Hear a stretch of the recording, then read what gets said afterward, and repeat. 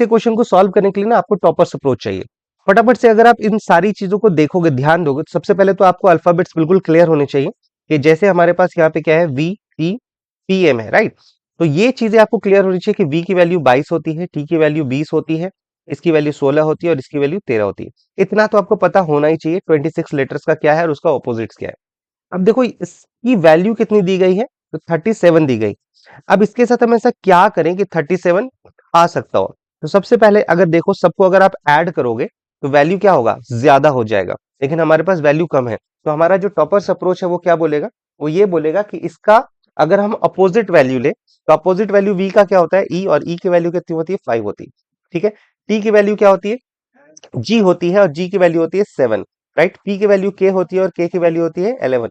ठीक है। और यहाँ पर एम की वैल्यू, एम का अपोजिट एन होता है और एन की वैल्यू होती है 14।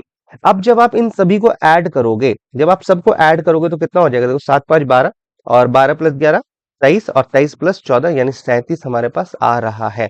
इट मीन्स के वैल्यू हमने यहाँ पर लॉजिक कैसे लगाया, क्योंकि इसकी वैल्यू कम है और इसकी वैल्यू ज्यादा हो रही है, तो हमने फटाफट से पहला अप्रोच ये लगाया कि उसके अपोजिट वैल्यूज को हम काउंट कर लें। और जैसे अपोजिट वैल्यू को काउंट किया तो 37 आ गया। अदरवाइज आप कैलकुलेशन करते रहते, नहीं आता। तो हमारा यहाँ पर आ चुका है। तो फटाफट से आप इसको क्रॉस चेक कर लेना।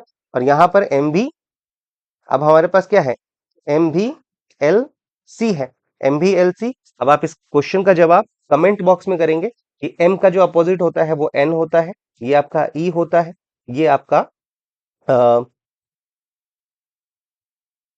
ओ होता है, और ये यहाँ पर आपका एक्स होता है। ठीक है। इसकी वैल्यू को जब आप काउंट करेंगे क्या आएगा, इसका कमेंट बॉक्स में आप हमें आंसर करेंगे। और अगर आपको वीडियो अच्छा लगा तो लाइक शेयर और सब्सक्राइब जरूर से कीजिएगा। Thank you so much.